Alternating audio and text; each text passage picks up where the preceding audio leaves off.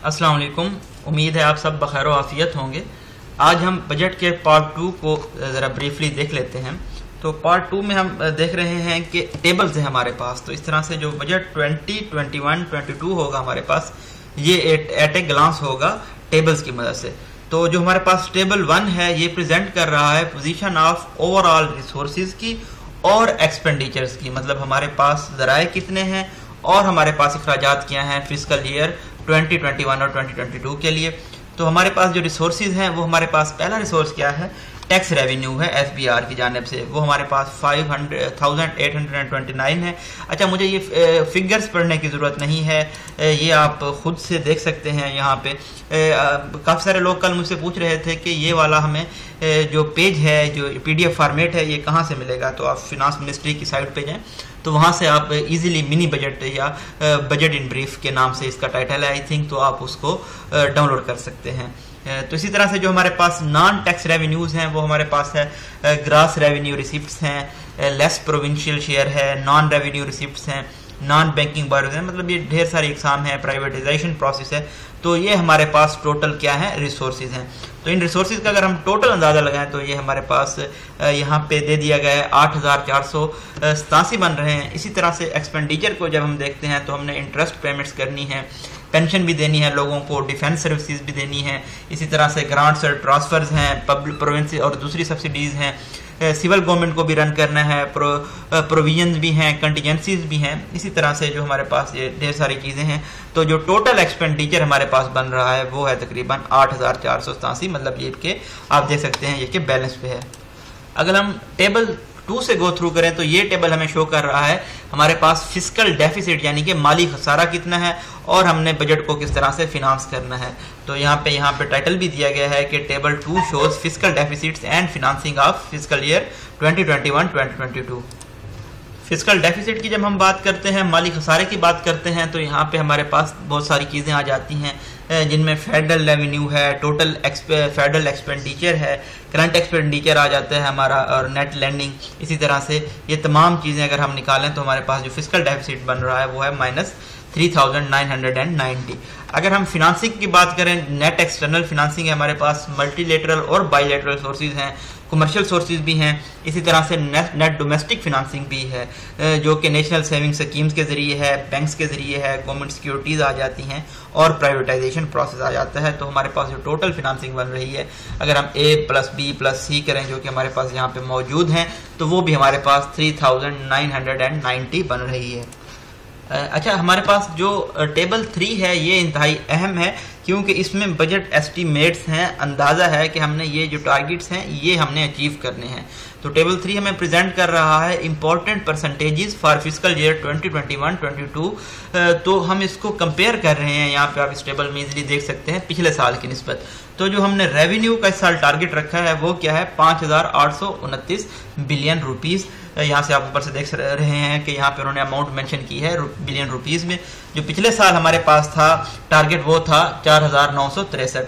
इसी तरह से आप बाकी टारगेट्स भी देख सकते हैं नॉन टैक्स रेवेन्यू।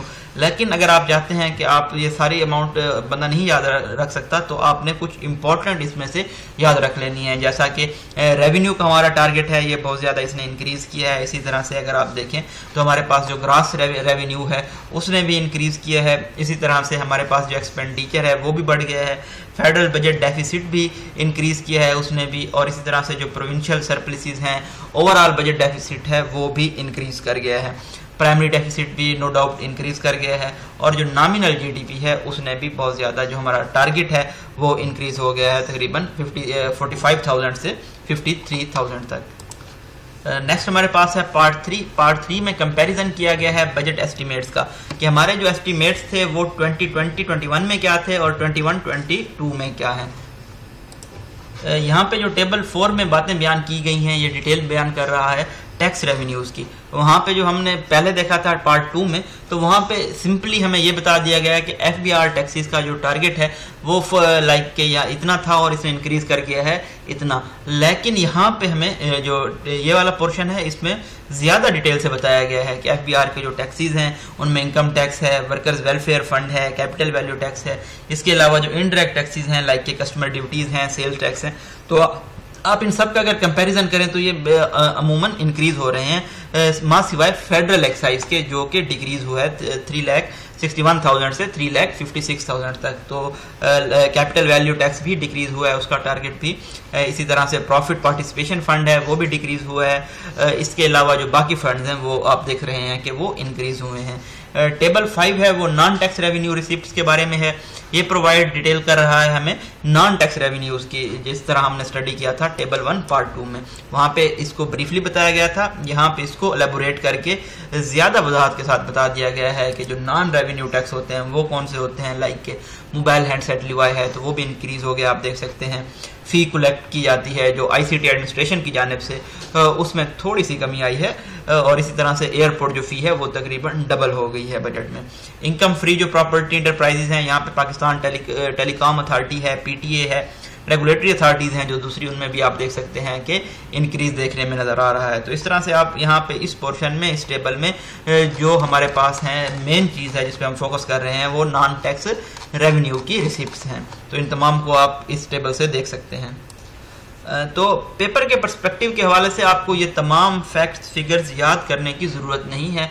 मेनली अब कोई बहुत ही इंपॉर्टेंट है तो वो याद कर लें, या फिर जो एंड हमारे पास रिजल्ट है आपने सिर्फ उसको मेमोराइज करना है। इसी तरह से जो टेबल 6 है वो हमें डिविजिबल पूल्स जो टैक्सेस हैं उनकी इंफॉर्मेशन प्रोवाइड कर रहा है प्रोविंसेस के हिसाब से, जो ट्रांसफ़र किए जाते हैं प्रोविंसेस को NFC अवार्ड के ज़रिए, और जो ट्रांसफ़र्स और ग्रांट्स होती हैं इसको एक्सक्लूड किया जाता है इसमें रिफंड्स को और प्रोविंस वाइज शेयर को।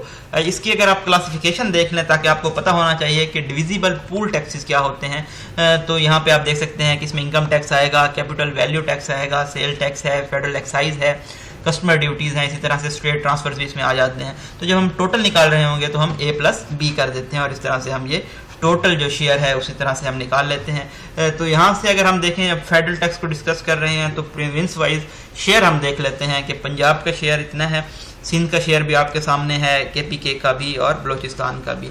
तो ये जो शेयर होता है ये अमूमन आबादी के हिसाब से होता है और इसमें कुछ दूसरे फैक्टर भी शामिल होते हैं।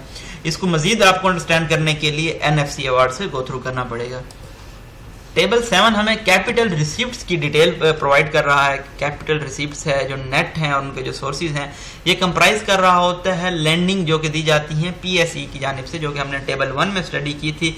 इसी तरह से इसमें हम डिफरेंस देखेंगे डिसबर्समेंट में जो minus recovery of loan by PSEs जो कैदर्स की जानिब से होती हैं। इसी तरह से जो सेकंड पार्ट है सीरियल नंबर 2 का, ये थोड़ी सी डिटेल दी गई है, इसमें गो थ्रू करने की ज़्यादा ज़रूरत नहीं है। मेनली आपको ये जानना है कि टेबल 7 जो है हमें कैपिटल रिसिप्ट्स के बारे में बता रहा है, और जो टेबल 8 है वो हमें पब्लिक अकाउंट्स के बारे में इंफॉर्मेशन दे रहा है, इंडिकेट कर रहा है कि पब्लिक जो अकाउंट है उसकी अभी नेट पोजीशन क्या है हमारे पास। टेबल 9 हमें इंडिकेट कर रहा है कि हमारे पास एक्सटर्नल रिसोर्सेज क्या हैं, एस्टिमेट्स क्या थे 2020 में और 21 में, अब हमारे पास एस्टिमेट्स क्या हैं। तो यहाँ पे आप देख सकते हैं कि जो प्रोजेक्ट लोन्स हैं फेडरल गवर्नमेंट के उनमें भी इंक्रीज आपको देखने में नज़र आ रहा है, और इसी तरह से जो प्रोविंसेस के प्रोजेक्ट लोन्स हैं उनमें भी इंक्रीज देखा जा रहा है। तो आप कह सकते हैं कि ये एक ग्रोथ फ्रेंडली बजट है। इसी तरह से टेबल 10 हमें करंट एक्सपेंडिचर के बारे में बताएगा, जिसमें आप देख रहे होंगे मार्कअप पेमेंट को, पेंशन को, जिसमें दोनों किस्म की पेंशन आ जाती हैं, मिलिट्री भी और सिविल भी। अगर हम इनको डिटेल से देखें तो यहाँ पे थोड़ा सा आपको इंक्रीज नज़र आ रहा है, और सिविल में थोड़ा मिलिट्री पेंशन की निस्बत ज़्यादा इंक्रीज आपको नज़र आ रहा है। तो इसी तरह से जो बाकी क्लासिफिकेशन है जिसमें डिफेंस अफेयर्स हैं, ग्रांट्स हैं, ट्रांसफर्स हैं, सब्सिडीज़ हैं, पेज, पेंशन, ये तमाम इस टेबल में डिस्कस की गई हैं। तो अगेन वही बात है, आपको इनको मेमोराइज करने की ज़रूरत नहीं है, बस आपने एक ओवरव्यू लेना है कि बजट होता क्या है, क्या क्या चीज़ें आती हैं बजट में, टेबल्स में क्या क्या चीज़ों को डिस्कस किया गया है, ताकि आपको एक आइडिया होना चाहिए कि किस तरह से बजट पेश होता है, किस तरह से बजट के एस्टिमेट्स लगाए जाते हैं। तो अगेन हम टेबल 11 की अगर बात करें तो ये फंक्शन वाइज एक्सपेंडिचर के मुतालिक बता रहा है, जिसमें ढेर सारे एक्सपेंडिचर हैं जो कि आप यहाँ पे देख सकते हैं। टेबल 12 में सब्सिडीज़ को बयान किया गया है, जो कि वापटा, KESC, PHP, इसके एस्टिमेट्स भी आप यहाँ पे देख सकते हैं। तो यहाँ पे मुझे नज़र आ रहा है कि जो KESC है, आई थिंक इसका एस्टिमेट बहुत ज़्यादा हो गया, 5,000 तक चला गया है। इसी तरह से पेट्रोलियम के जो एस्टिमेट्स हैं वो भी तकरीबन डबल हो गए हैं। तो ये तमाम चीज़ें टेबल 12 में डिस्कस की गई हैं। 13 में है जी हमारे पास ग्रांट्स एंड ट्रांसफ़र। तो ये हमारे लिए इस तरह के टेबल को समझना ज़्यादा आसान होता है, क्योंकि यहाँ पे आप देख सकते हैं कि स्पेशल ग्रांट्स प्रोविंस वाइज होती हैं। तो यहाँ पे अगर स्पेशल ग्रांट्स की बात करें तो पंजाब को तकरीबन यहाँ पे नील शो हो रहा है।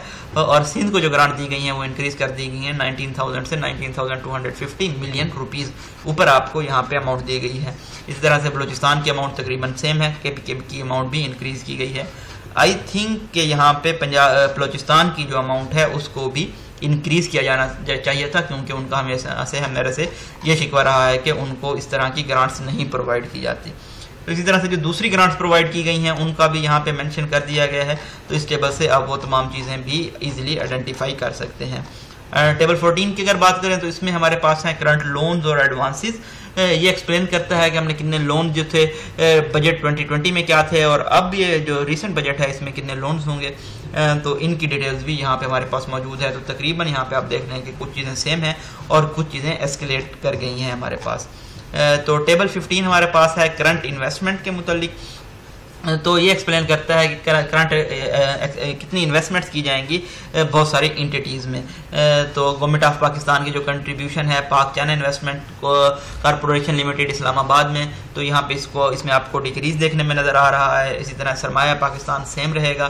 पेड अप जो कैपिटल है ये तकरीबन 5 गुना इंक्रीज कर गया है। इसी तरह से दूसरी चीज़ें वो भी यहाँ पे आप इजीली आइडेंटिफाई कर सकते हैं। टेबल 16 हमें बता रहा है कि डेवलपमेंट लोन्स और एडवांसेस कितने हैं हमारे पास, तो उनकी भी यहाँ पे डिटेल हमें दे दी गई है और एस्टिमेट इसको पिछले ईयर का जो बजट था उसके साथ कंपेयर कर दिया गया है। इसी तरह से जो डिस्ट्रीब्यूशन की गई है PSDP की, एविएशन को, बोर्ड ऑफ इन्वेस्टमेंट को, इनमें भी आप चेंजेस थोड़ी बहुत आपको नज़र आ रही हैं बजट के एस्टिमेट्स में। तो ये तमाम क्लासिफिकेशन यहाँ पे हमारे पास मौजूद है जिसको आप इजीली अंडरस्टैंड कर सकते हैं। तो आज का जो हमारा था टॉपिक पार्ट 2, इसमें हमने बेसिकली टेबल्स देखे हैं। तो टेबल्स को मेमोराइज करना, याद करना तो काफ़ी डिफ़िकल्ट होता है जैसा कि हम सब जानते हैं। बस इससे हमारा जो मेन मकसद था वो ये था कि हम एक ब्रीफ आइडिया ले सकें कि बजट में होता क्या है, किस तरह से टेबल्स को प्रेजेंट किया जाता है, किस तरह से कंपेयर किया जाता है, अमाउंट कहाँ पे मेंशन होती है, बजट 2020 के क्या एस्टीमेट थे, बजट 2021 के क्या एस्टीमेट्स हैं। तो ये तमाम चीज़ें आपको इन आज के जो लेक्चर्स हैं उम्मीद है वाज़ेह हो गई होंगी। अगर फिर भी आपको कोई समझ नहीं आती कोई चीज़ तो आप मुझसे क्वेश्चन पूछ सकते हैं। Thank you so much. अपनी दुआओं में याद रखिएगा। अल्लाह हाफिज़।